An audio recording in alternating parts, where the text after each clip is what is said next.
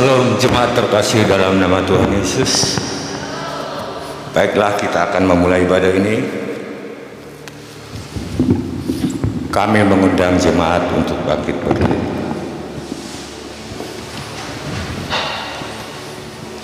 Kita akan memuji Tuhan. Jadikan ku rumah doamu.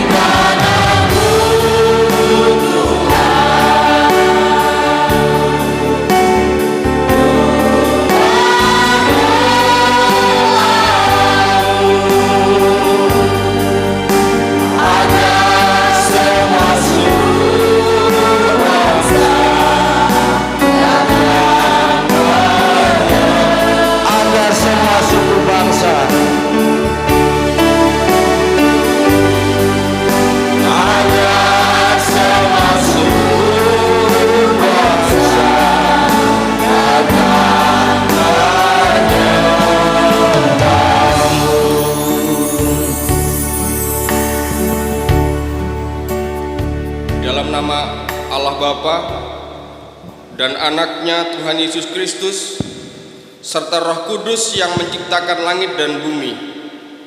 Amin. Bawalah aku berjalan dalam hadirat-Mu dan ajarlah aku, sebab Engkau Allah yang menyelamatkan aku. Engkau ku nanti-nantikan sepanjang hari.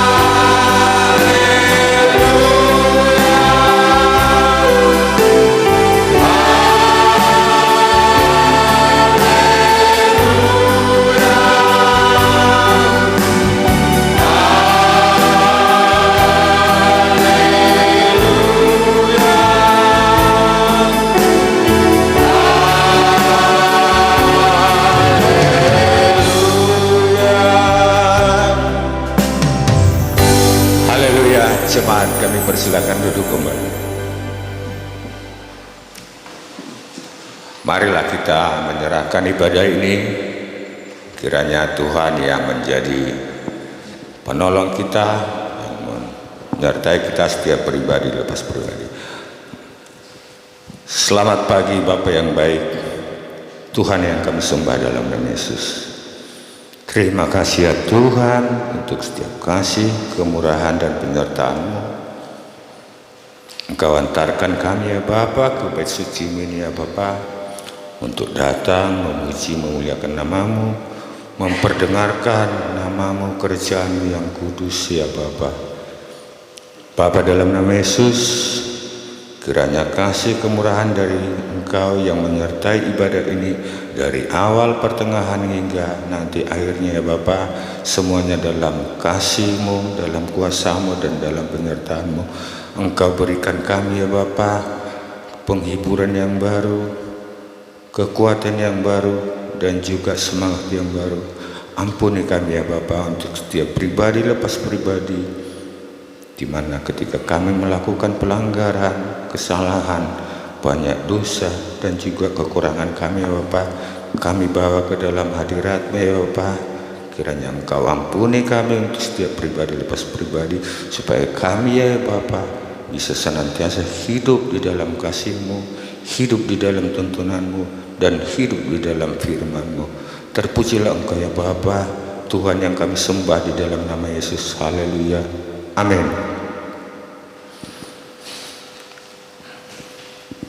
Marilah kita membuka Alkitab kita sebagai nats pembimbing untuk pagi hari ini, yang terambil dari Ibrani 4 ayat 16. Ibrani 4 ayat 16. Demikianlah nats pembimbing untuk kita. Sebab itu, marilah kita dengan penuh keberanian menghampiri tahta kasih karunia, supaya kita menerima rahmat dan menemukan kasih karunia untuk mendapat pertolongan kita pada waktunya. Terpujilah Tuhan yang senantiasa memberikan kita kekuatan dan pertolongan, dan kami mengundang jemaat, kita akan bersukacita, kita akan datang memuji Tuhan dengan pujian sukacita kita, dengan medley dari pujian, kidung pujian. Hari ini kurasa bahagia dan disambung dengan sungai sukacita. Jemaat kami undang untuk bangkit berdiri.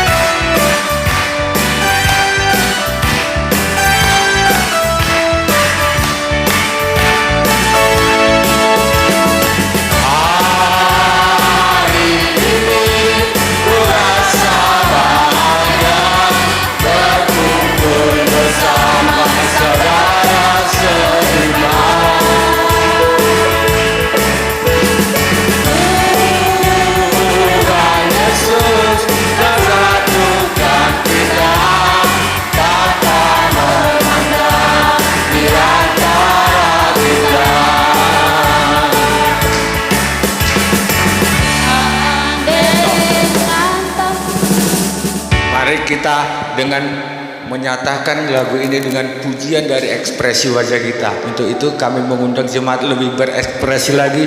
Bagaimana rasa bersukacita, kita ekspresikan itu dari apa yang bisa kita berikan kepada Tuhan pagi hari ini.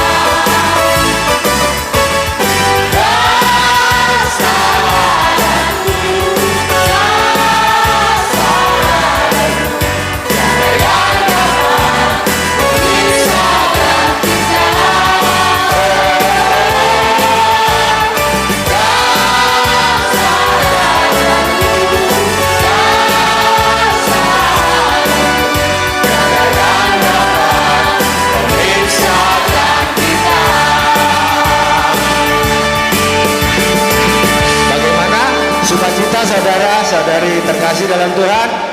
Amin. Kita akan bersukacita lagi dari sungai sukacita.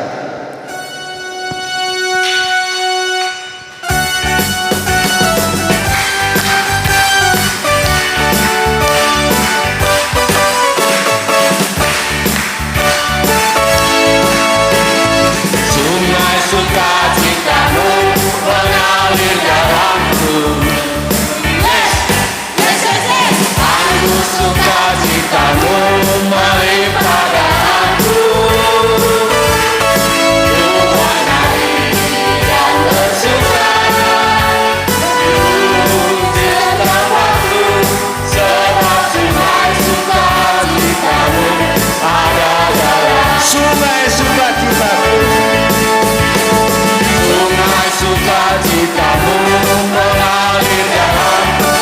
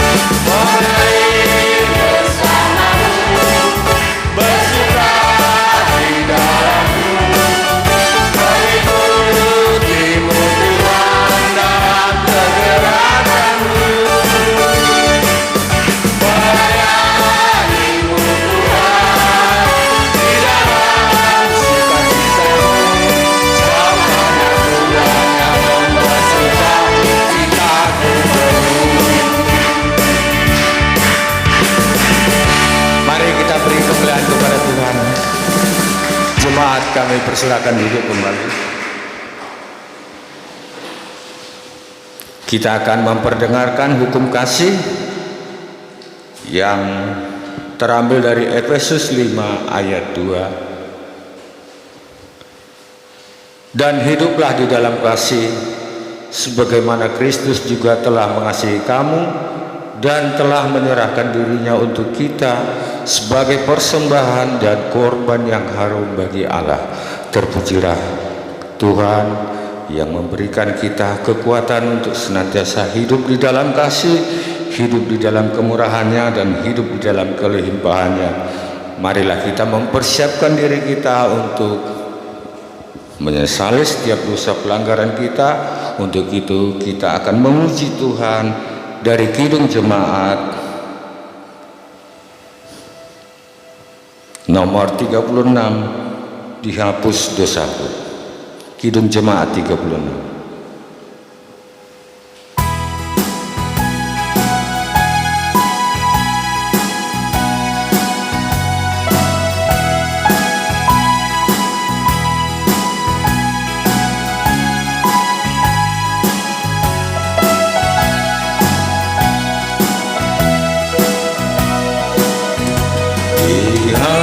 Dihapuskan dosaku hanya oleh darah Yesus. Aku pulih dan sembuh hanya oleh darah Yesus. Oh, darah Tuhanku, sumber pengasuhku, sucilah hidupku hanya oleh darah Yesus. Baik, yang kedua, pengampunan dosaku hanya oleh darah Yesus. Pengampunan dosaku hanya oleh darah Yesus. Penyucian hidupku hanya oleh darah Yesus. Oh, darah Tuhanku, sumber pengasuhku, sucilah hidupku hanya oleh darah Yesus. Baik, yang ketiga, perdamaian bagiku hanya oleh darah Yesus.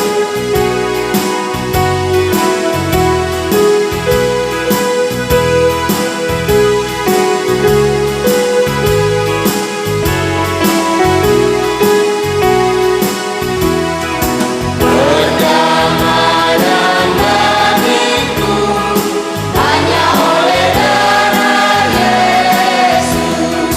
Bukan oleh amalku, hanya oleh darah Yesus. Oh, darah Tuhanku, sumber pengasuhku, sucilah hidupku hanya oleh darah Yesus. Baiklah, marilah kita jemaat terkasih datang kepada Tuhan untuk menyesali setiap dosa dan pelanggaran kita. Ya Bapa, Tuhan kami yang di surga, Engkau maha kasih dan benar, berkat-Mu melimpah untuk kami kekal dan selama-lamanya. Bapa, dalam nama Yesus kami mohon pengampunan daripada Engkau ya Bapa. Ampuni kami setiap dosa pelanggaran yang kami lakukan ya Bapa, entah itu karena disengaja atau tidak, entah itu karena kekurangan kami, kelemahan kami. Seringkali kami ya Tuhan lalai, seringkali ya Tuhan kami mengandalkan kekuatan kemampuan kami untuk menjalani hidup ini ya Bapa. Pasti ya Bapa, kami akan berbenturan dengan keadaan, pasti akan ada kecewa, sakit hati, ada amarah dan lain-lain ya Bapa. Kami bawa semua itu Bapa ke dalam kasih-Mu. Kami mohon pertolongan-Mu. Kami mohon uluran tangan-Mu ya Bapa. Ampuni kami untuk setiap dosa dan kesalahan kami, supaya jangan menjadi penghalang untuk kami menerima berkat-Mu, menerima kasih-Mu, dan menerima kebenaran daripada firman-Mu. Terpujilah Engkau Bapa, Tuhan yang kami sembah, dalam nama Yesus. Haleluya. Amin. Jemaat terkasih, dengarlah janji Tuhan atas pengampunan dosa-dosa kita. Sekalipun dosamu merah seperti kirmisi, akan menjadi putih seperti salju. Sekalipun dosamu merah seperti kain kesumba, akan menjadi putih seperti bulu domba. Kemuliaan hanya bagi Allah di tempat yang maha tinggi. Haleluya. Marilah kita kembali membuka Alkitab kita sebagai petunjuk hidup baru dan berita anugerah yang terambil dari Kolose 3 ayat 17. Berita anugerah petunjuk hidup baru untuk kita pada minggu pagi ini, yaitu dan segala sesuatu yang kamu lakukan dengan perkataan atau perbuatan, lakukanlah semuanya itu dalam nama Tuhan Yesus, sambil mengucap syukur oleh Dia kepada Allah Bapa kita. Amin. Jemaat kami undang untuk bangkit berdiri. Kita akan datang untuk mengakui pengakuan iman kita secara bersama-sama, dan untuk itu kita akan bersama-sama menyatakannya. 3, 2, 1. Aku percaya kepada Allah Bapa yang Maha Kuasa, Khalik langit dan bumi, dan kepada Yesus Kristus anaknya yang tunggal Tuhan kita, yang mengandung daripada Roh Kudus, lahir dari anak darah Maria, yang menderita di bawah pemerintahan Pontius Pilatus, disalibkan, mati dan dikuburkan, turun ke dalam kerajaan maut. Pada hari yang ketiga bangkit pula dari antara orang mati, naik ke sorga, duduk sebelah kanan Allah Bapa yang Maha Kuasa, dan akan datang dari sana untuk menghakimi orang yang hidup dan yang mati. Aku percaya kepada Roh Kudus, gereja yang kudus dan am, persekutuan orang kudus, pengampunan dosa, kebangkitan lagi, dan hidup yang kekal. Amin. Kita akan mempersiapkan hati kita untuk menerima kebenaran firman Tuhan, dan kita akan memuji Tuhan. Mataku tertuju padamu.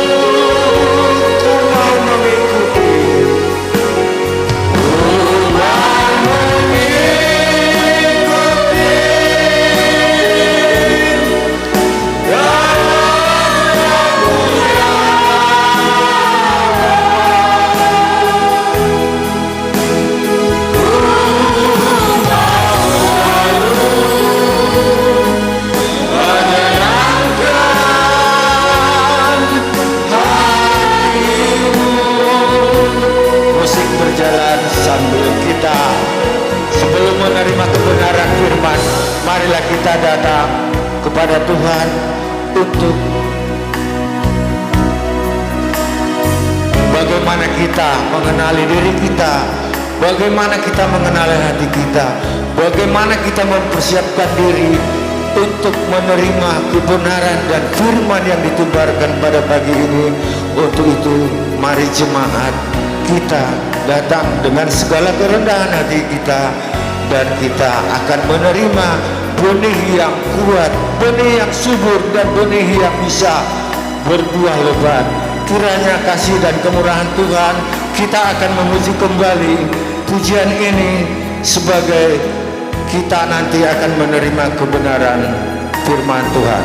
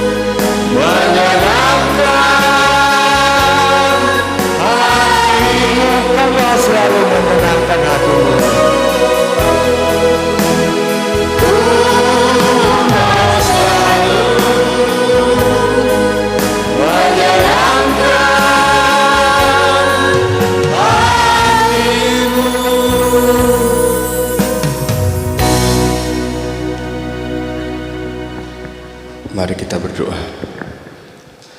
Bapa kami di surga, Allah kami yang maha baik, Allah yang kami kenal di dalam nama anak-Mu Yesus, kami sungguh bersyukur atas kesempatan yang Kau beri, sehingga pada pagi hari ini kami boleh bersekutu bersama saudara-saudara kami seiman, menaikkan pujian dan penyembahan kami, dan bahkan pada saat ini kami mau bersiap untuk mendengarkan isi hati-Mu buat setiap kami. Mari Tuhan, pengurapan-Mu berlaku atas hamba-Mu dan atas seluruh jemaat-Mu pada pagi dan siang hari ini, sehingga tidak satu pun di antara kami yang tidak dilawat oleh firman Tuhan. Kami beroleh firman yang baru dan boleh memperbaharui hidup kami semakin berkenan dan semakin berkenan di pemandangan Allah. Terima kasih Bapa di surga, kami mau menyambut firman-Mu dengan mengucap syukur kepada Allah di dalam nama Tuhan Yesus Kristus. Amin. Puji Tuhan, silakan jemaat duduk. Shalom. Selamat pagi dan selamat berbakti kembali di dalam Tuhan kita Yesus Kristus. Untuk kesekian kalinya saya boleh bertemu dengan sidang jemaat Tuhan yang saya kasihi di tempat ini. Sekali lagi satu kehormatan bagi saya untuk dapat melayani pemberitaan firman Tuhan pada pagi hari ini di tempat ini. Saya harap Bapak Ibu nggak bosan lihat saya. Apalagi dan para calon majelis yang dari kemarin sore sudah bertemu dan tatap muka dengan saya. Kalau yang sudah bosan nanti nyerah, angkat tangan boleh. Ya, saya nggak nyangka juga kemarin dimulai dari jam 3, walaupun ada sedikit kendala, tapi bahkan sampai hampir jam 9 malam. Wah, luar biasa. Baik, pada pagi hari ini kita akan kembali belajar firman Tuhan untuk menjadi pelaku-pelaku firman. Amin. Dan bukan hanya pendengar saja. Mari kita akan membuka Alkitab kita, terambil dari Kisah Para Rasul pasal yang ke-9 ayat 26 sampai ayat yang ke-30. Kita akan baca bersama-sama ayat ini. Jika berkenan, saya minta sekali lagi Bapak Ibu bisa berdiri. Kita akan baca bersama ayat-ayat ini. Mulai ayat 26 sampai ayat yang ke-30.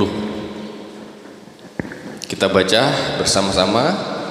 2, 3. Setibanya di Yerusalem, Saulus mencoba menggabungkan diri kepada murid-murid, tetapi semuanya takut kepadanya karena mereka tidak dapat percaya bahwa ia juga seorang murid.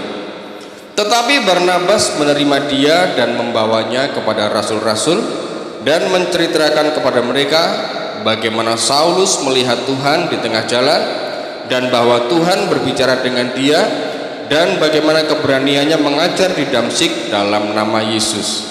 Dan Saulus tetap bersama-sama dengan mereka di Yerusalem dan dengan keberanian mengajar dalam nama Tuhan. Ia juga berbicara dan bersoal jawab dengan orang-orang Yahudi yang berbahasa Yunani, tetapi mereka itu berusaha membunuh dia. Akan tetapi setelah hal itu diketahui oleh saudara-saudara anggota jemaat, mereka membawa dia ke Kaisarea dan dari situ membantu dia ke Tarsus. Amin. Puji Tuhan, silahkan duduk. Ya, puji Tuhan. Pagi hari ini kita berkesempatan untuk belajar dari kisah napaktilas perjalanan seorang Saulus, atau yang kemudian hari kita mengenalnya dengan lebih familiar sebagai Paulus. Saya kasih judul khotbah pada pagi hari ini adalah kebersamaan yang membangun.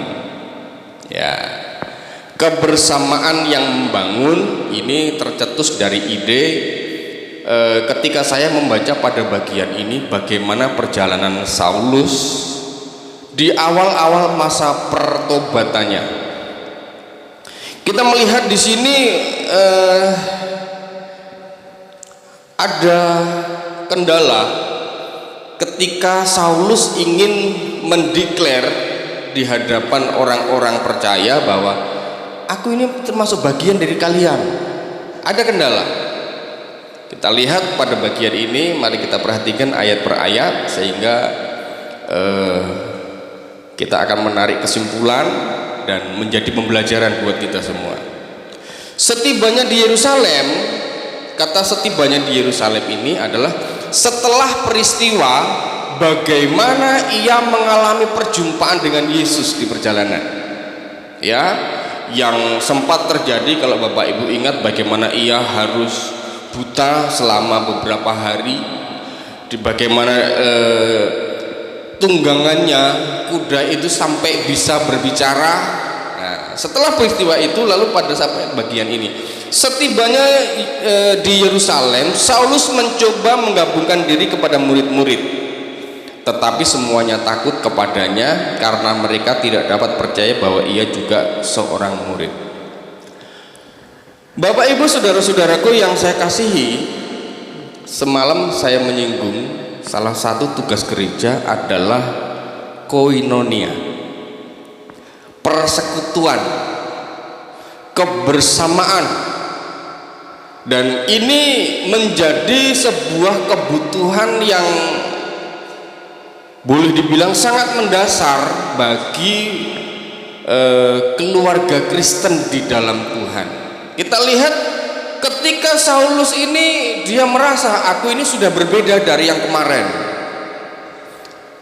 Dia berangkat dari rumah, dari kotanya itu menuju ke satu tempat. Tujuannya adalah untuk menangkap dan menganiaya pengikut-pengikut Yesus. Tapi di tengah jalan Tuhan ubahkan, Tuhan jamah, dan melalui pengalaman pribadi ini kemudian dia memang meneruskan perjalanan, tapi dengan motif yang berbeda, dengan tujuan yang berbeda. Kali ini tujuannya bertolak belakang, yaitu justru untuk memberitakan Yesus yang pernah ia aniaya. Tetapi kita lihat di sini dia menyadari, aku ini seorang yang baru hari ini, seperti mungkin orang lahir baru, menjadi orang lain. Tapi dia menyadari ada satu komunitas yang ada di dekatnya, di sekitar dia, komunitas yang semula adalah komunitas orang yang begitu dia benci, tapi hari ini setelah dia bertobat, dia berubah, dia menyadari bahwa aku harus ada di antara mereka, aku harus ada dan menjadi bagian di tengah-tengah mereka. Karena itulah ayat ini menulis, Saulus mencoba menggabungkan diri dengan persekutuan orang-orang percaya di sana. Paulus berusaha menggabungkan diri dengan bilangan orang-orang yang percaya kepada Yesus. Ini adalah sebuah indikator yang menjadi bolehlah saya bilang indikator bahwa orang percaya itu, ini menjadi poin kita yang pertama, membutuhkan komunitas. Makanya saya ambil judul tadi, kebersamaan yang membangun. Kata kebersamaan di situ ada tersirat makna komunitas. Orang percaya perlu komunitas. Di tempat ini pagi hari ini saya tahu, saya percaya, saya yakin Bapak Ibu berasal dari tempat yang berbeda tadinya, yang jauh. Lalu ada ketika Bapak Ibu bekerja di lingkup perusahaan ini, Bapak Ibu tetap mencari rumah saudara dalam persekutuan gereja Tuhan. Dan puji Tuhan di sini perusahaan memfasilitasi dengan sarana yang sangat baik. Bagi mereka yang dari sononya berangkat karena setiap saat mereka menyadari bahwa mereka perlu bersamaan dengan saudara-saudara seiman. Ketika Bapak Ibu Saudara datang ke tempat ini, maka yang saudara cari biasanya orang-orang Kristen, orang percaya itu cari informasi, di mana sih ada gereja? Begitu kan? Atau paling pertama di antara tetangga kita, siapa di sini yang orang Kristen? Itu pertama yang kita cari. Karena ini adalah satu kebutuhan sebagai bagian gereja dalam bentuk panggilannya untuk melakukan koinonia. Orang percaya perlu komunitas. Seperti Saulus, bahkan ketika dia menyadari aku ini sekarang jadi bagian dari orang percaya ini, maka dia merasa perlu untuk menggabungkan diri. Jadi saya bersyukur Bapak Ibu ada di tempat ini siang hari ini, sebagai bentuk bagaimana saudara punya keinginan, punya kerinduan untuk bersekutu dengan saudara-saudara seiman. Karena itulah juga menjadi kebutuhan kita. Ya, ayat yang ke-26 tadi sekali lagi saya ingin baca buat kita semua. Setibanya di Yerusalem, Saulus mencoba menggabungkan diri. Mencoba menggabungkan diri kepada murid-murid, tetapi ada tantangan di situ yang pertama. Tetapi semuanya takut kepadanya. Murid-muridnya takut. Tetapi semuanya takut kepadanya karena mereka tidak dapat percaya bahwa ia juga seorang murid. Bagaimana mereka nggak takut? Bagaimana murid-murid Tuhan nggak takut? Karena selama ini track record si Saulus ini punya track record yang sangat mengerikan bagi mereka. Bahkan Alkitab menulis ketika Stefanus itu mati dirajam, Alkitab menulis di sana Saulus ada sebagai salah seorang yang turut mengesahkan hukum dirajam itu untuk Stefanus. Ya, dan banyak lagi rekam jejak dari seorang Saulus ini yang begitu kejam, menangkap, menganiaya dan lain sebagainya. Perlakuannya kepada orang-orang Kristen, kepada murid-murid Tuhan. Pada bagian yang lain kemudian Paulus menulis begini, semuanya itu kutuliskan kepadamu supaya engkau tahu bagaimana orang harus hidup sebagai keluarga Tuhan, yakni jemaat dari Tuhan yang hidup. Saya bersyukur saya datang ke sini adalah di tengah keluarga saya di dalam Tuhan yang mengasihi saya juga. Jadi Bapak Ibu bisa menerima saya apa adanya. Walaupun penampilan saya hari ini jauh berbeda dengan penampilan saya 10 atau 20 tahun yang lalu, ya. 10-20 tahun yang lalu saya ganteng banget loh Bapak Ibu. Keren dulu, nggak kayak sekarang udah rambutnya tinggal sedikit, ya. Malah diperjelas Bapak ini. Tapi saya bersyukur saya datang ke sini diterima dengan begitu baik, dengan ramah, dikasih makan, minum, kasih kopi, dikasih tempat menginap yang hotel bintang 5. Ya, waduh, luar biasa, penyambutan yang luar biasa. Saya rasa penyambutan ini sama dengan tamu-tamu perusahaan yang lain, ya. Jadi saya disamaratakan dengan tamu istimewa. Saya lihat di buku tamu itu, di situ ada institusi, orang dari institusi tertentu, dari PT ini, dari PT ini, ada bahkan dari PGI dan lain sebagainya. Wow, saya ini hamba Tuhan dari kampung, desa, itu lagi dapat pelayanan yang sama. Wow, ini semua tidak mungkin saya dapatkan kalau saya bukan keluarga.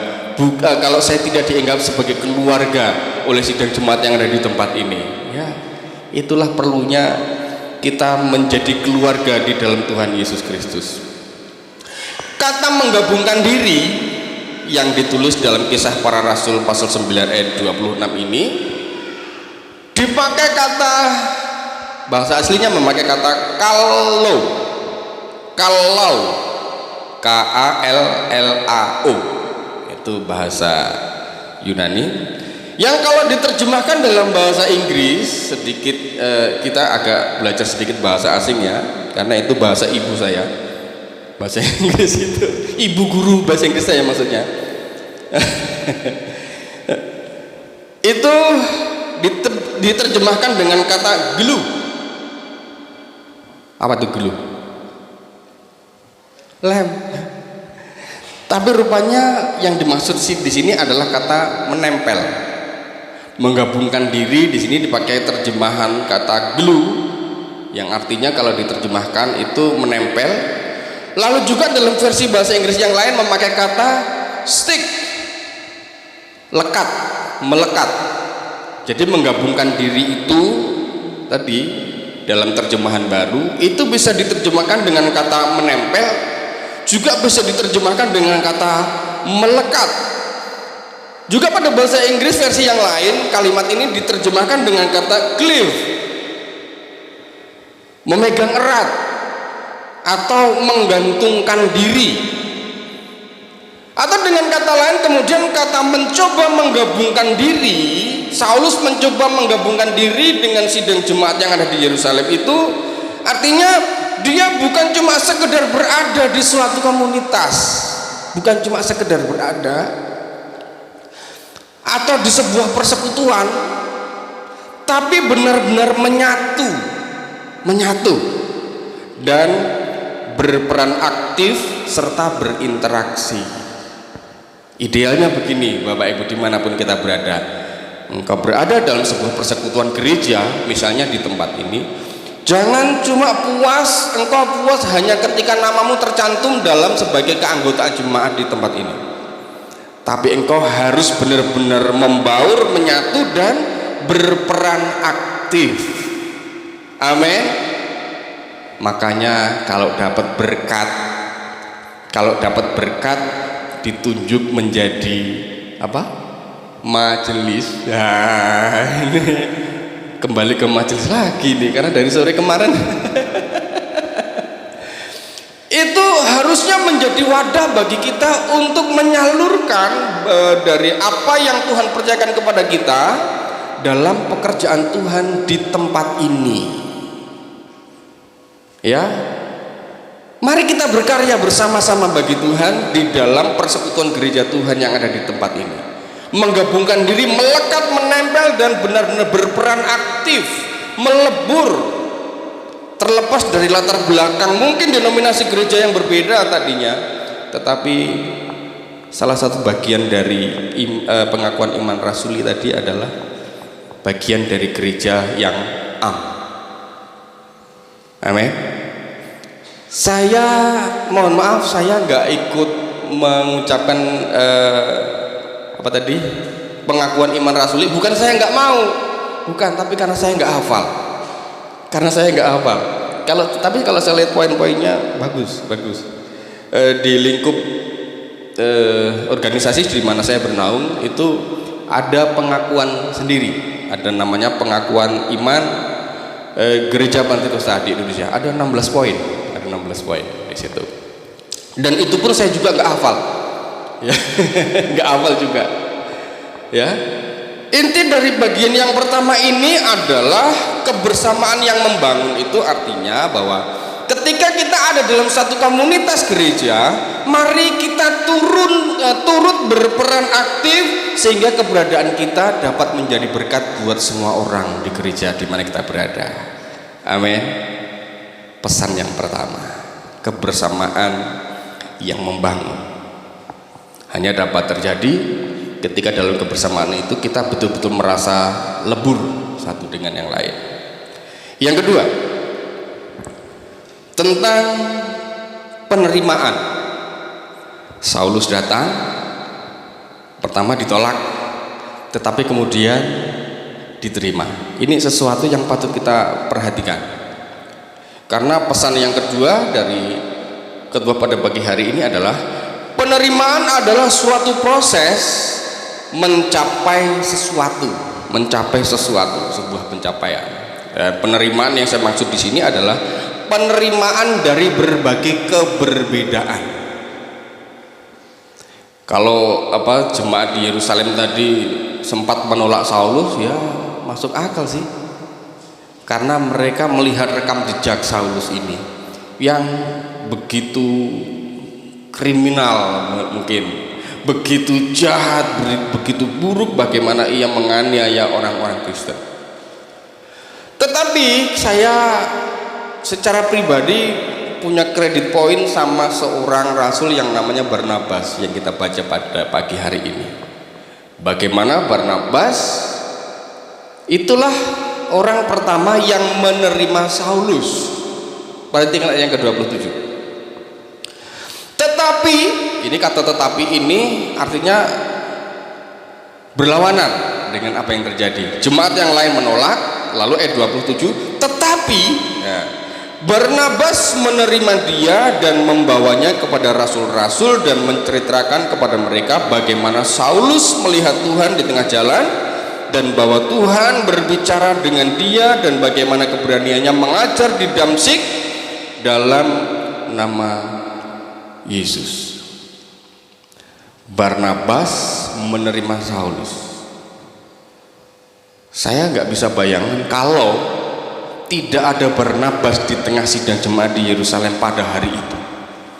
Mungkin nggak pernah ada dalam Alkitab kita ini surat Roma, surat 1 dan 2 Korintus, dan beberapa surat-surat penggembalaan yang lain, karena itu ditulis oleh Paulus yang baru aja diterima sama Barnabas. Ya, kalau saja hari itu tidak ada Barnabas, mungkin nggak ada surat Roma, surat Korintus, surat ini dan lain sebagainya, Galati sampai Ibrani itu diklaim sebagai salah satu tulisan Paulus, walaupun ada juga yang masih meragukannya. Kalau dilihat dari gaya penulisannya sih memang banyak ahli, para teolog yang sepakat, oh ini tulisan Paulus nih, walaupun tidak disebutkan penulisnya dalam buku Ibrani ini. Tetapi kalau benar ini tulisan Paulus, maka semakin besarlah kita harus memberikan kredit poin kepada salah seorang yang namanya Barnabas, yang kemudian nanti di kemudian hari justru kita lihat nama Barnabas ini tidak sekinclong nama Paulus, ya kan? Nanti surat-surat berikutnya itu nama Barnabas seperti tenggelam. Apalagi kemudian terjadi ada sedikit perselisihan antara Barnabas dan Paulus. Tapi kita lihat hari ini ada satu nilai lebih, nilai plus dari seorang Barnabas yang Tuhan beri hati yang mau menerima sekalipun orang yang mungkin masih dicurigai oleh banyak orang. Kali ini perhatian kita fokuskan pada kata menerima. Barnabas menerima Saulus. Kata menerima ini itu dipakai kata epilambanomai. Itu kalau diterjemahkan secara langsung itu artinya menangkap atau meraih. Jadi Barnabas ketika Saulus datang orang lain menolak, Barnabas datang menangkap. Barnabas datang meraih itu si Saulus. Sebuah tindakan, sebuah proses untuk mencapai sesuatu. Jadi Barnabas ini bukan cuma diam lalu Saulus datang ditangkap, enggak, tapi dia meraih untuk menangkap si Saulus, karena mungkin bisa saja Saulus ini karena ditolak bisa saja kemudian dia pergi. Tapi puji Tuhan ada seorang Barnabas yang epilambanomai si Saulus ini. Ya, maka kita bisa melihat di sini ada banyak karya yang kemudian kita baca dan begitu banyak memberkati gereja-gereja Tuhan sampai hari ini.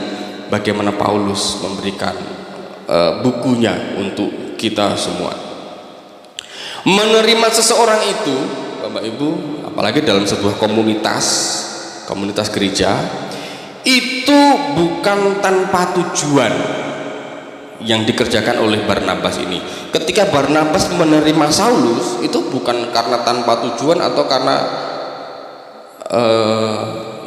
yang penting dia tangkap saja, enggak, tapi ada tujuan, merupakan suatu proses yang akan mencapai atau menghasilkan sesuatu.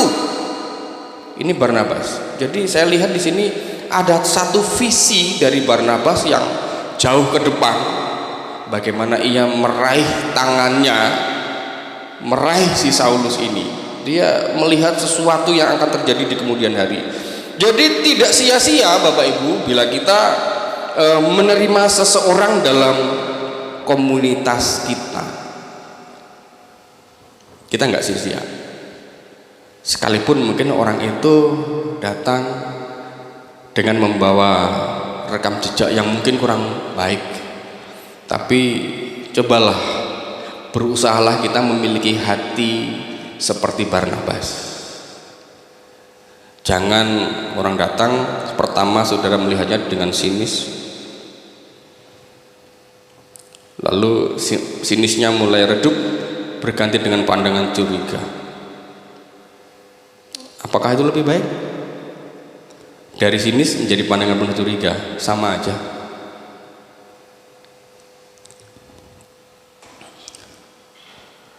Orang itu dapat berubah. Semua orang bisa berubah. Jangan kita menghakimi dan mengunci mati pandangan kita terhadap seseorang karena latar belakangnya. Maka kita kancing nih, kita punya sekali kriminal tetap kriminal. Sekali tukang utang tetap tukang utang. Nah, ini kan kita sudah jadi hakim buat sesama kita. Itu contoh kasus saja. Ya, jangan, sekali lagi jangan berhenti dan menjadi hakim untuk orang lain. Hanya karena kita melihat latar belakangnya mungkin yang kurang baik. Kalau kita melihat Sakius, ya, dalam Injil Lukas, memang Sakius ini dulunya nggak ada bagus-bagusnya dia. Bahkan orang Yahudi di Yerusalem, orang Yahudi di mana Sakius ini berada, punya pandangan negatif sama si Sakius ini, karena Sakius ini pemungut cukai. Kalau pemungut cukai itu pastilah seorang yang pro sama penjajah. Sebenarnya kan begitu. Bukan cuma pro sama penjajah, rata-rata pemungut cukai itu suka menarik cukai seenaknya. Maka orang begitu benci sama pemungut cukai ini, termasuk sama si Sakius. Ya, latar belakangnya buruk. Tetapi apakah ketika dia datang kepada Yesus lalu Yesus menolaknya? Hei Sakius, ngapain lo di situ? Enggak. Yesus langsung ngomong, Sakius, turunlah. Malam ini aku harus menumpang di rumahmu. Lalu cibiran itu bukan saja tertuju kepada Sakius, tapi itu juga tertuju kepada Yesus. Kali ini Yesus persis mengambil peran sebagai seorang Barnabas dalam kisah Saulus. Ya, si Barnabas ketika menerima Saulus, saya yakin itu tidak serta-merta membuat kalangan gereja Tuhan langsung, oh iya kita terima saja. Pasti ada pro dan kontranya. Wong Yesus saja waktu menerima Sakius ada yang pro dan kontra. Betul? Iya. Jadi hari ini kalau Bapak Ibu bahkan menerima seseorang yang punya rekam jejak kurang baik, tapi kemudian engkau mendapatkan cibiran dari sesamamu di gereja, jangan mundur, karena Yesus pun pernah mengalami itu. Ya. Atau peristiwa anak yang hilang. Anak yang hilang. Ketika anak yang hilang ini kembali setelah hilang beberapa waktu lamanya, bapaknya menerima dia dengan penuh sukacita tanpa memperhitungkan lagi kesalahan sang anak. Itu setidaknya yang kita baca dari kisah anak yang hilang. Tetapi kemudian ternyata ada satu orang yang menolak dari rumah itu, yang justru ternyata adalah orang yang paling dekat dengan si anak yang hilang ini. Abangnya yang menolak. Penolakan sepertinya akan selalu ada. Sepertinya akan selalu ada. Tetapi kalau kita melihat Yesus bagaimana menerima Sakius, melihat Barnabas bagaimana menerima Saulus, ternyata ada rahasia besar di sana. Kenapa kita tidak mau menjadi orang yang selanjutnya sebagai orang yang menerima orang lain dalam persekutuan kita? Karena orang Kristen, anak Tuhan itu membutuhkan komunitas. Ketika dia ditolak, bisa saja kemudian dia justru hilang dari kasih Tuhan. Menerima seseorang itu adalah suatu bentuk kepercayaan akan pribadi orang itu dan rencana Tuhan atas orang itu di masa mendatang. Rencana Tuhan atas orang itu di masa mendatang. Seperti tadi Barnabas menerima Saulus, sepertinya Barnabas mempunyai visi. Saya percaya Tuhan bisa memakai Saulus untuk sesuatu yang besar di hari yang akan datang, dan itu kita amini hari ini. Kita amini hari ini. Maka sekali lagi kita perlu memberikan satu kredit poin buat si Barnabas ini. Bahkan kita harus berusaha memiliki hati Barnabas hari ini sebagai bagian dari gereja Tuhan di tempat ini. Amin. Amin. Bersedia menerima. Yang ketiga, kebersamaan yang membangun. Penerimaan, ini yang ketiga, itu membuat orang dapat tertanam dalam komunitas itu. Mari kita baca ayat yang ke-28, kisah pasal 9 tadi. Dan Saulus tetap bersama-sama dengan mereka di Yerusalem dan dengan keberanian mengajar dalam nama Tuhan. Saulus tetap bersama-sama dengan mereka. Tetap bersama-sama itu artinya Saulus tetap menjadi bagian di tengah-tengah mereka, tetap tertanam di tengah-tengah mereka. Lalu bagian B ayat ini, dan dengan keberanian mengajar. Ini ada 2 poin ayat yang ke-28. Yang pertama, tetap bersama-sama dengan mereka. Ketika gereja bersedia atau memiliki hati penerimaan seperti Barnabas, maka penerimaan adalah kunci pertumbuhan gereja. Menurut teori pertumbuhan gereja dari siapa ya? Lupa saya. Salah satu proses pertumbuhan gereja itu adalah pertama pertumbuhan gereja pertobatan, yang kedua pertumbuhan gereja pindahan dari gereja lain. Tapi kemudian ada juga pertumbuhan gereja ini secara kuantitas ya, dari kelahiran atau dari biologis. Saya tadi sempat terfokus perhatian saya kepada papan pengumuman di situ. Ada perpindahan ya, ada pengurangan jemaat karena pindah, karena meninggal, satu lagi karena murtad. Ya, bahasanya saklek banget ya. Mungkin kalau di tempat saya, mungkin kalau ada, mungkin saya pakai perpindahan karena pertama pindah, bisa saja pindah tempat tinggal atau pindah gereja, bisa saja meninggal, atau yang ketiga lain-lain. Biasa kan orang Jawa kan suka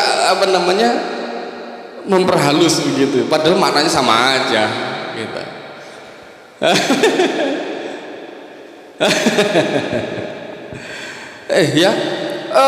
Ketika gereja dapat menerima, maka ini adalah salah satu kunci pertumbuhan gereja. Tadi saya singgung pertumbuhan gereja dari perpindahan dari gereja lain dan dari orang yang bertobat. Kalau gereja tidak bersedia menerima mereka, apakah gereja akan bertumbuh? Mungkin bertumbuh karena ada satu faktor pertumbuhan biologis, tapi menutup 2 kesempatan gereja untuk bertumbuh, dari pertobatan dan mungkin dari gereja lain. Itu akan tertutup ketika gereja tidak memiliki roh penerimaan. Makanya penerimaan adalah kunci pertumbuhan gereja. Apabila orang-orang yang berada di suatu persekutuan atau komunitas tidak memiliki hati penerimaan satu sama lain, maka sulit persekutuan atau komunitas itu akan bertumbuh dan berkembang. Sulit. Puji Tuhan, Tuhan percayakan kepada saya, dan di sini ada Pak Billy, ditunjuk sebagai koordinator persekutuan gereja-gereja segedung Meneng Dente Teladas Weterusan, termasuk salah satu anggotanya ada Pak Batara masuk dalam persekutuan itu. Dan kalau nggak ada halangan, nanti akhir bulan ini akan ada satu lagi yang masuk dari Sungai Burung, satu gereja lagi akan bergabung dalam persekutuan Philadelphia. Jadi kalau benar ini akan bergabung, nanti akan ada 17 gereja lokal dalam persekutuan Philadelphia. Itu tidak akan tercapai kalau Philadelphia mengunci, menutup rapat pintu orang lain untuk dapat masuk dalam persekutuan kita. Tidak akan terjadi. Artinya ya ini, penerimaan adalah kunci pertumbuhan gereja. Penerimaan atas seseorang dalam komunitas tidak boleh hanya dimiliki oleh segelintir orang dalam komunitas atau persekutuan itu. Tidak boleh. Harus dimiliki oleh semua orang dalam komunitas. Semua sepakat, semua setuju, semua harus memiliki hati yang sama, memiliki hati penerimaan yang sama, ya. spirit Barnabas, semangat Barnabas itu harus selalu ada dalam persekutuan, bahkan gereja Tuhan di tempat ini. Walaupun saya belum pernah mendengar ada gereja merek ini lalu dengan nama jemaat Gereja Barnabas, itu belum pernah saya tahu atau membaca. Mungkin ada, tapi karena mungkin dolan saya kurang jauh, mungkin main saya kurang jauh, mungkin saya belum pernah dengar ada gereja yang namanya Gereja Barnabas. Karena kalau memang ada, ternyata yang jadi peringatan adalah bagaimana gereja harus punya roh, punya spirit menerima, gitu. Alangkah indahnya kalau gereja Tuhan ini selalu terbuka, memiliki roh penerimaan kepada setiap orang yang mau datang kepadanya dan bersekutu. Komunitas orang percaya bukan hanya hubungan secara vertikal,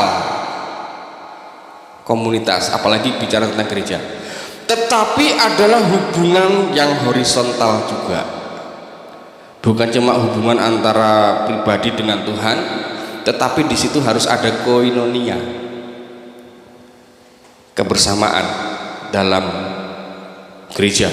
Nah, inilah maknanya bahwa dalam kebersamaan itu harusnya adalah sebuah kebersamaan yang membangun. Apalagi jika kebersamaan yang kita sebut ini adalah kebersamaan dalam komunitas gereja Tuhan, harus memiliki roh yang membangun satu dengan yang lain.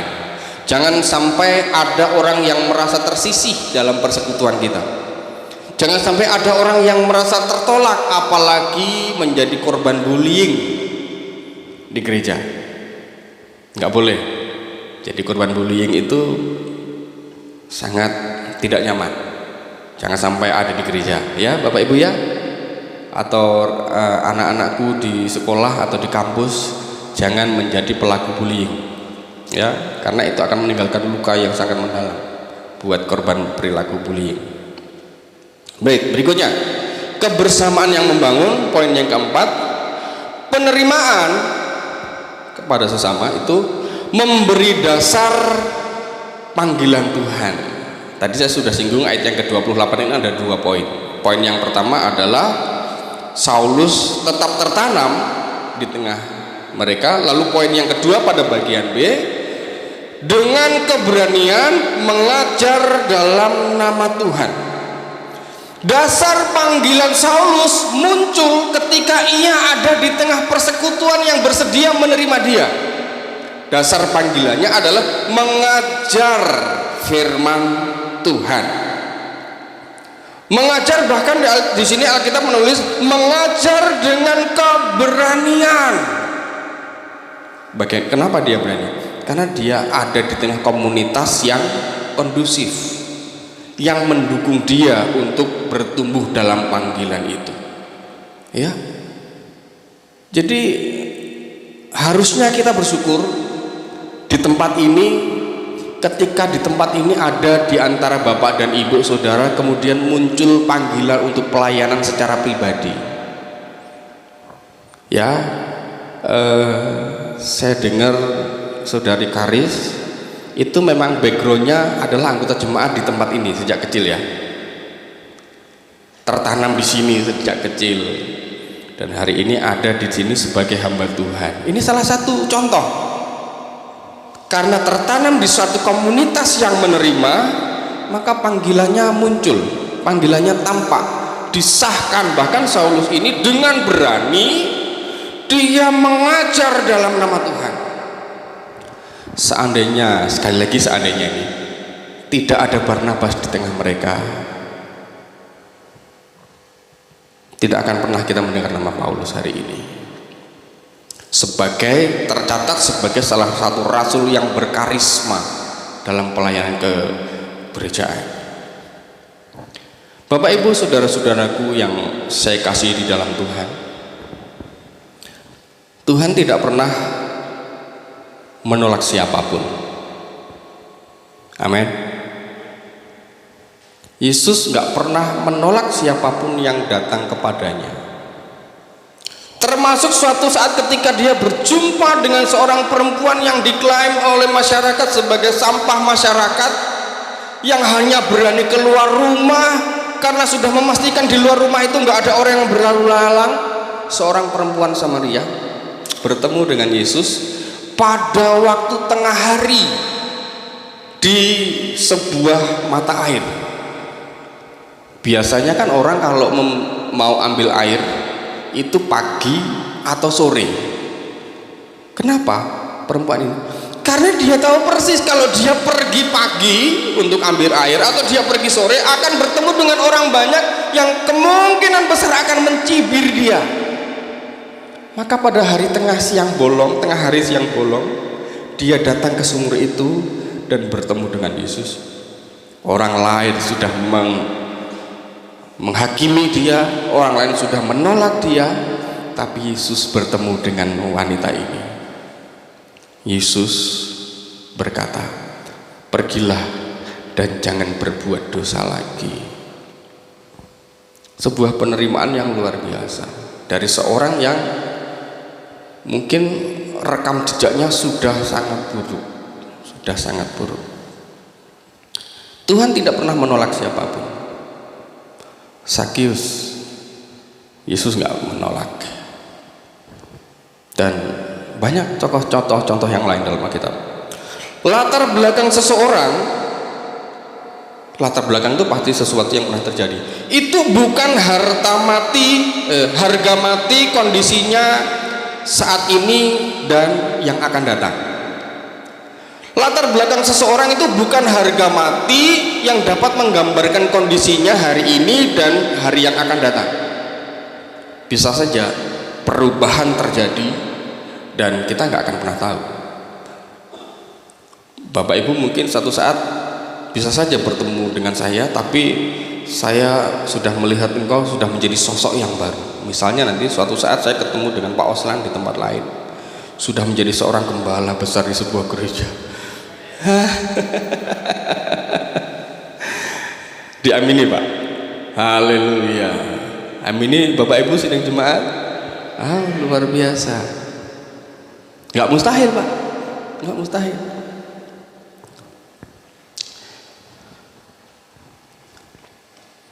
Maka itu sebentar.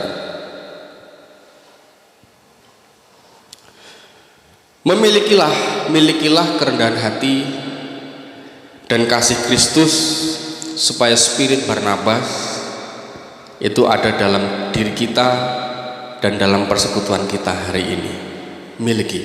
Berdoa, miliki hati seperti hati Barnabas, terlebih hati seperti hati Yesus yang mau menerima setiap orang yang datang, apapun keadaannya, bagaimanapun latar belakangnya.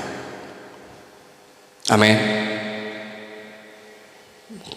Bapak Ibu saudara-saudara yang saya kasihi, khotbah saya tidak perpanjangkan, tetapi saya berharap ini menjadi perenungan kita bersama, bagaimana kesediaan kita untuk menerima itu akan bisa saja mengubah sesuatu dan menghasilkan sesuatu yang sangat besar untuk pekerjaan Tuhan di mana Tuhan sudah tempatkan saya dan saudara.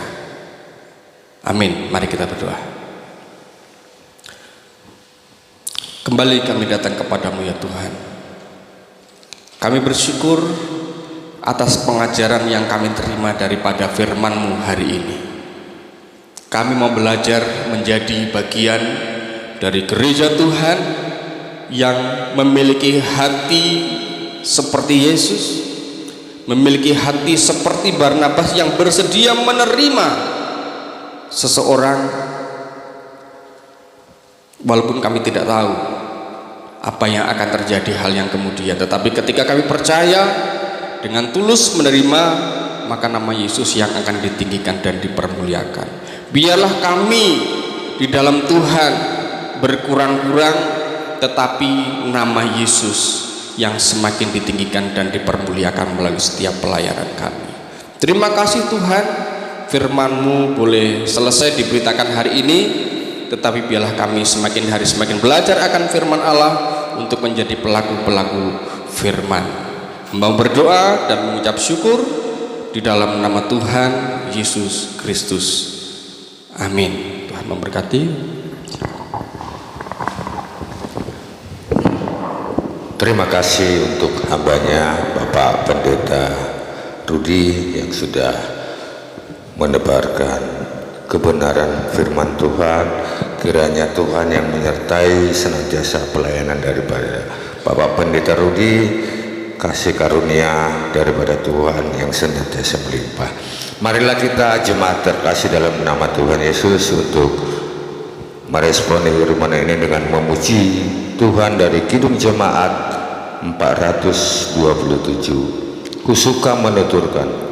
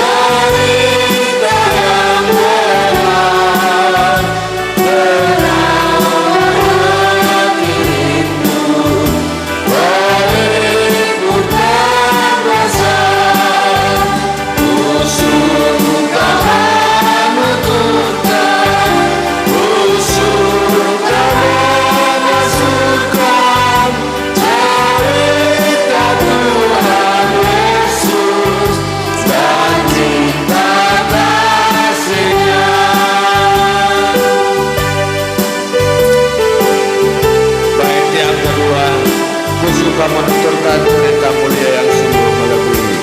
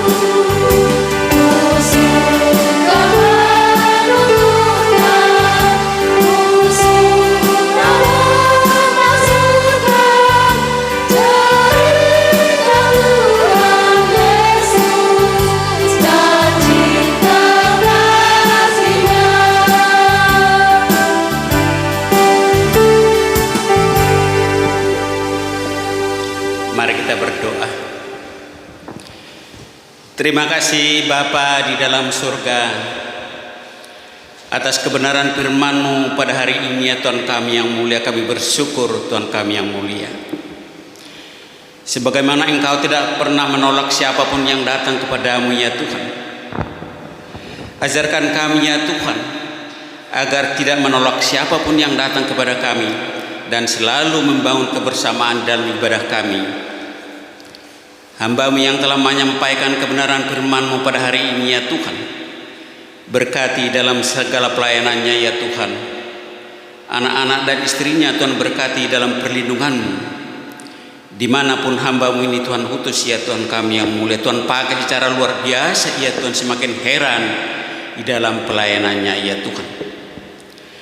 Kami bersyukur, materaikanlah ya Tuhan firman-Mu bagi kami, agar menjadi rema di setiap kehidupan kami Bapa dalam nama Tuhan Yesus Allah kami yang hidup.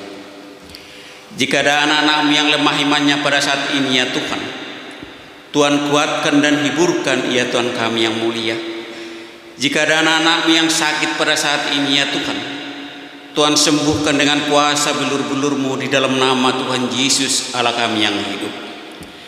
Kami berdoa padamu ya Tuhan untuk pelayanan GPM ini ya Tuhan. Biarlah Tuhan berkati setiap pelayanan yang ada di GPM ini ya Tuhan. Baik anak-anak sekolah minggu ya Tuhan, remaja, pemuda, kebaktian minggu pagi dan sore, Tuhan berkati seluruhnya ya Tuhan. Berkati ya Tuhan kebaktian keluarga juga ya Tuhan kami yang mulia. Begitu juga ya Tuhan rencana anak-anak yang akan retreat pada tanggal 25-26 Februari nanti ya Tuhan. Tuhan juga memberikan segala sesuatu yang dibutuhkan ya Tuhan. Memberkati rencana-rencana retreat ini ya Tuhan kami yang mulia. Begitu juga rencana pentahbisan majelis sidin dan baptis untuk tanggal 19 Maret 2023 ini ya Tuhan. Kami serahkan ke dalam tangan kuasa Tuhan. Kami mohon Tuhan berkati seluruhnya ya Tuhan acara kami pada tanggal 19 Maret nanti ya Tuhan kami yang mulia. Anak-anak-Mu yang duduk di bangku sekolah ya Tuhan kami yang mulia, pra-TK, TK, SD, SMP, SMA dan perguruan tinggi, baik yang ada di luar site ya Tuhan kami yang mulia, berkati dan lindungi ya Tuhan. Berikan mereka hikmat dan marifat daripada Allah ya Tuhan. Tuhan jauhkan mereka dari segala pergaulan yang Tuhan tidak inginkan Tuhan kami yang mulia. Biarlah anak-anak kami ini beroleh kasih-Mu ya Tuhan.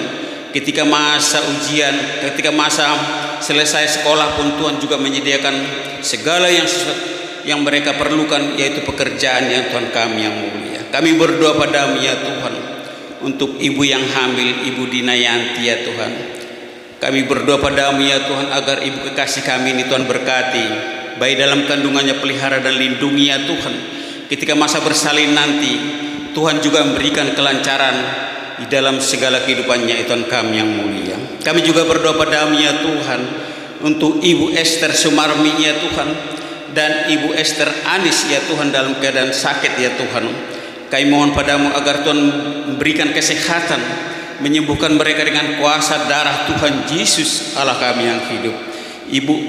Ibu dari Bapak Oslan Wijaya Tuhan, Ibu Yahni Ikawati ya Tuhan kami yang mulia, Bapak Adimon Tuhan, hamba-Mu sendiri berkati dan berikan kesehatan, kekuatan daripada Allah sendiri ya Tuhan kami yang mulia.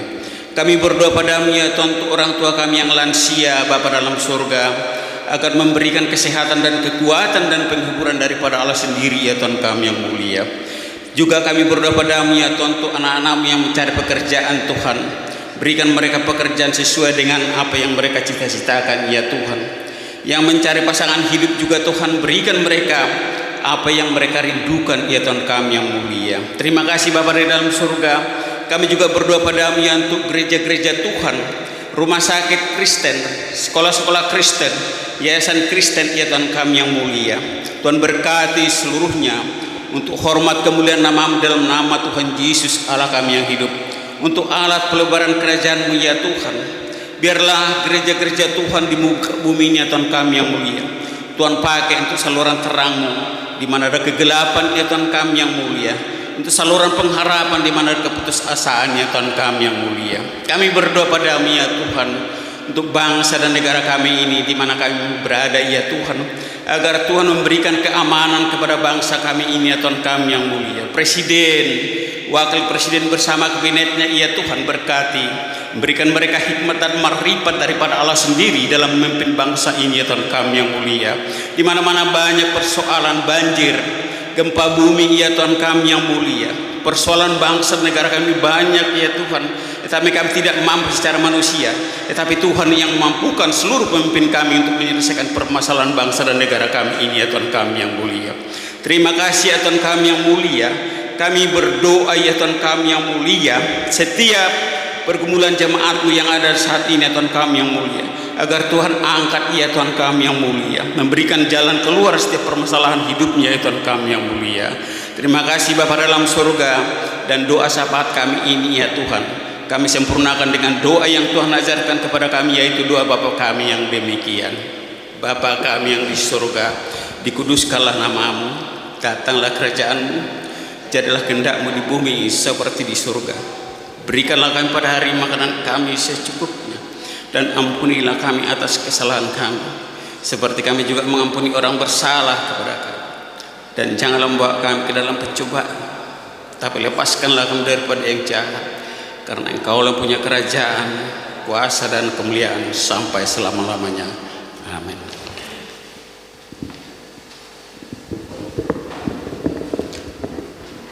Jemaat terkasih, kita akan memperdengarkan persembahan pujian dari kaum wanita. Untuk itu waktu dan tempat kami persilakan.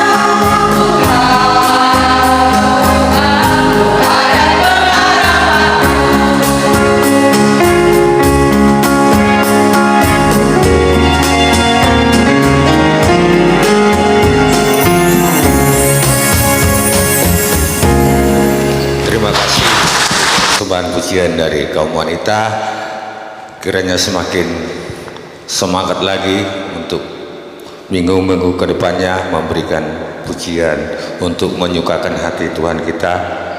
Marilah kita saudara terkasih akan mempersiapkan sebagai pemberian kita yang terbaik melalui gereja ini untuk kita berikan persembahan sebagai berkat yang sudah Tuhan berikan kepada kita,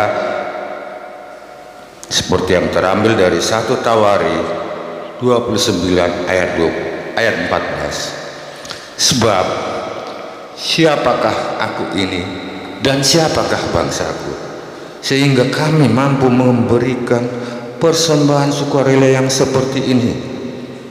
Sebab daripadamu-lah segala-galanya, dan dari tanganmu sendirilah persembahan yang kami berikan kepadamu.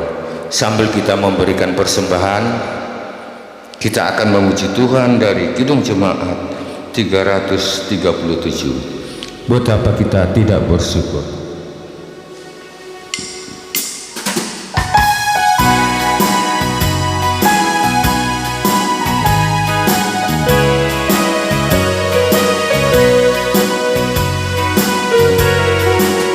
Betapa kita tidak bersyukur, bertanah air kaya dan subur, lautnya luas, gunungnya bentang, menghijau padang bukit dan lembah.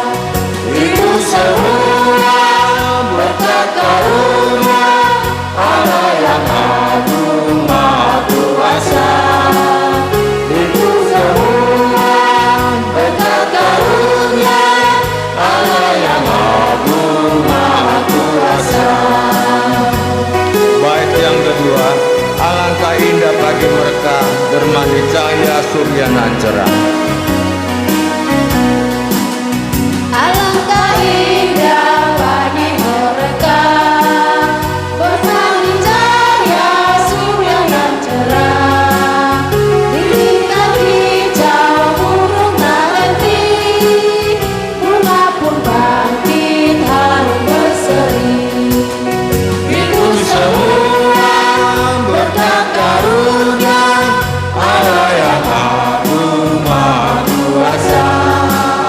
Itu semua berkat karunia Allah yang agung maha kuasa.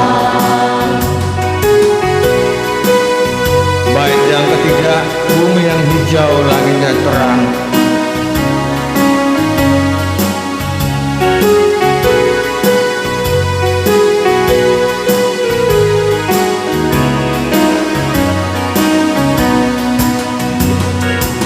Hijau langit yang hijau berpadu dalam warna cemerlang, hingga jelita damai dan teduh, mesra derita jaya dan teduh. Itu semua berkat karunia Allah yang agung maha kuasa. Itu semua berkat karunia Allah yang agung maha kuasa.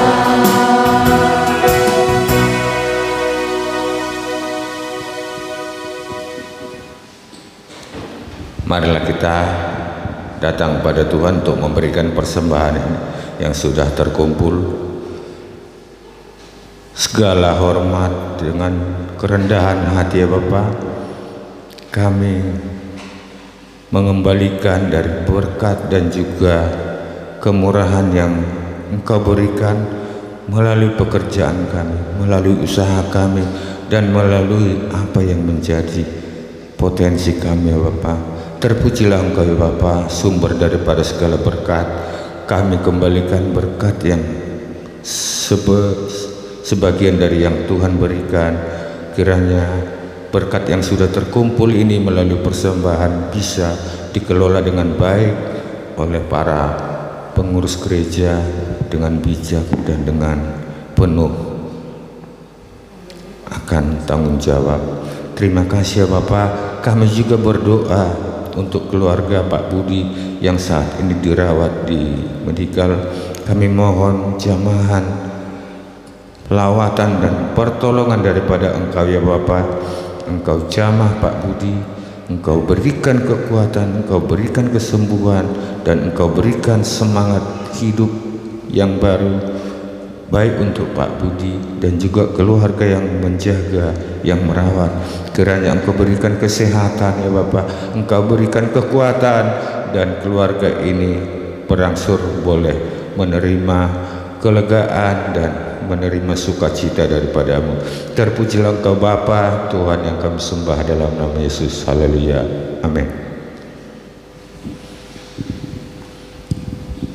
Marilah kita sejenak mendengarkan warta Jumat. Untuk Minggu 26 Februari, pelayan firman Bapak David William dengan imam Bapak Mengunjak Gultom, liturgos Ibu Dianita Kristianti, pemusik Bapak Daud Sulaksono, dua syafaat Ibu Agnes Wiwi. Untuk hari Selasa 21 Februari ada jam 19.30 ada dua syafaat dengan pelayan firman Bapak Cahya, liturgos Bapak Kandus Gultom, pemusik Bapak Siswanto. Untuk Kamis 23 Februari ibadah keluarga dengan pelayan firman Bapak Edo, liturgos Ibu Mary, dan pemusik Bapak Sahab. Kamis di hari yang sama ada kebaktian ibadah pemuda dengan pelayan firman Saudari Lili, liturgos Saudara Ade, dan pemusik dari pemuda sendiri. Jumat 24 Februari ada ibadah remaja dengan pelayannya Bapak David, liturgos anak Yosef, dan pemusik remaja. Untuk Minggu, pelayan untuk sekolah minggu dengan pelayan firmannya dari Ibu Yokebet, liturgos dari remaja, dan pemusik dari remaja. Untuk keuangan kita, total penerimaan di minggu yang lalu sebesar Rp3.486.000. Majelis dan jemaat mengucapkan terima kasih kepada Bapak Rudi Andreas yang telah melayani kami pada hari ini. Kiranya Tuhan yang memberikan rahmat, berkat, dan juga pelayanan yang semakin dahsyat dan luar biasa. Terima kasih Pak Rudi. Dan untuk minggu depan persembahan hanya 1 kali, dan untuk itu mungkin nanti kepada pengurus, karena ini banyak yang bepergian, kita akan bagaimana tetap ibadah dilaksanakan dan semuanya berjalan dengan baik, baik yang berangkat, baik yang juga yang ada tinggal di sini. Majelis POG GPM mengucapkan selamat ulang tahun kepada para jemaat yang akan berulang tahun di minggu-minggu ini. Kiranya Tuhan yang memberikan sukacita dan yang memberkati baik pribadi dan keluarga masing-masing. Majelis POG juga menghimbau untuk semua kita jemaat melakukan protokol kesehatan, dan bagi yang kurang sehat bisa untuk sementara beribadah di rumah masing-masing. Terpujilah Tuhan. Demikian warta jemaat. Kita akan ada tambahan. Terima kasih. Terima kasih Pak Darwin. Salam Bapak Ibu. Mohon izin sebentar saja menyampaikan. Pada tanggal 25 sampai 26 ada kegiatan retreat bagi peserta calon CD. Jadi perlu kami jelaskan di sini, proses pendidikan CD kita sudah berjalan selama 6 bulan. Dimulai dari bulan Agustus tahun 2022. Itu pesertanya ada 11, dan puji Tuhan dari PGI ada 6 pendeta yang melayani, dari ketua PGI sampai dengan ketua 4. Itu secara online dan juga secara offline, terlaksana dengan baik. Dari 36 topik, jadi 34 topik itu sudah diterima anak-anak kita semuanya dengan baik. Tim pendampingnya ada Mbak Tuhan, Mbak Karis, Pak Christian Cahya, dan saya sendiri yang ditugaskan majelis untuk mendampingi para calon CD ini. Jadi berdasarkan kesepakatan bersama orang tua, majelis dan PGI pada topik 35 dan 36 itu pendadaran, yaitu seperti ujian atau ada sharing individual dengan para pembicara utama. Jadi tanggal 25-26 itu dilayani oleh ketua 1 PGI yang membidangi tentang hal ini. Jadi perlu kami sampaikan tempat ini supaya tidak bertanya-tanya. Yang sudah mendaftar itu jumlah calon CD-nya itu yang mengikuti secara online saat retreat nanti 1 orang dari Yogyakarta atas nama anaknya Bapak Osman, ya. Kemudian dari 11 1 calon itu mengundurkan diri, ya, karena sesuatu hal. Jadi nanti yang datang di retreat itu ada 9, ditambah dengan pendamping majelis dan juga orang tua berjumlah 27 orang. Jadi pada hari Minggu jemaat dan calon siswa dan orang tua yang tidak berada di sini itu 27. Jadi tempatnya adalah di pantai dan Villa Cemara Kalianda. Ya, di sana ada villa, ada tempat retreat yang sudah kita dealkan untuk acara.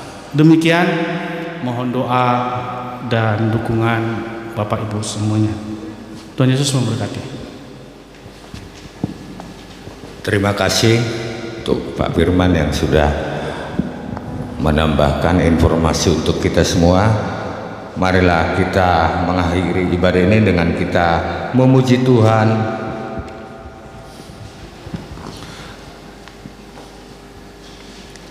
Kau mengenal hatiku, jemaat kami undang untuk bangkit berdiri.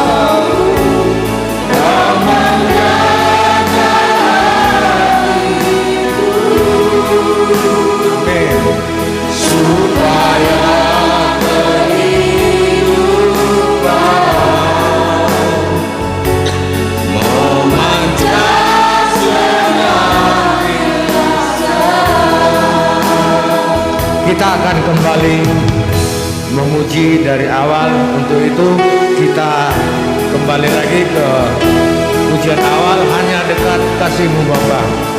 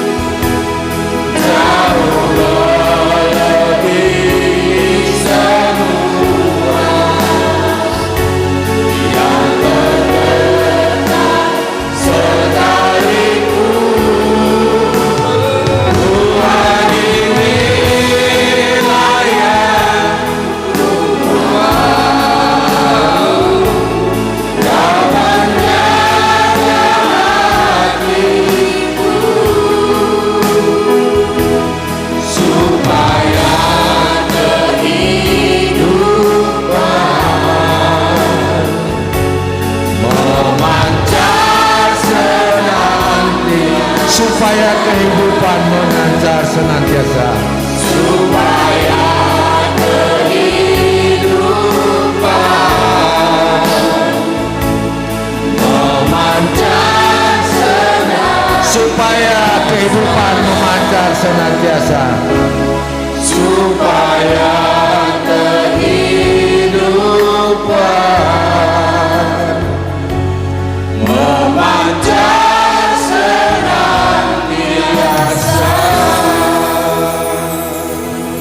Saudara-saudaraku yang dikasihi di dalam Tuhan, setiap kita adalah pribadi yang diberkati pada pagi hari ini, dan setiap berkat yang Tuhan sudah karuniakan buat kita, mari kita pergunakan untuk menjadi berkat bagi orang lain. Saudara-saudaraku, marilah kita pulang dengan sukacita dan menjadi saksi-saksi Tuhan Yesus dimanapun kita berada, dan terimalah berkat dari Tuhan. Tuhan memberkati dan melindungi kita. Tuhan menyinari kita dengan wajah-Nya dan memberi kita kasih karunia. Tuhan menghadapkan wajahnya kepada kita dan memberi kita damai sejahtera. Amin.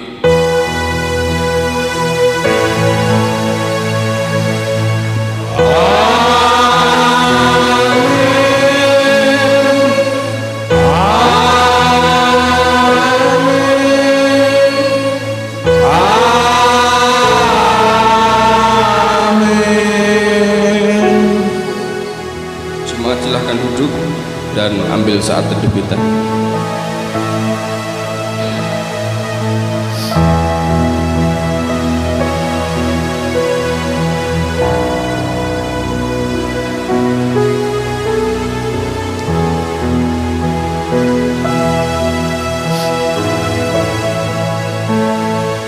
Ibadah telah selesai.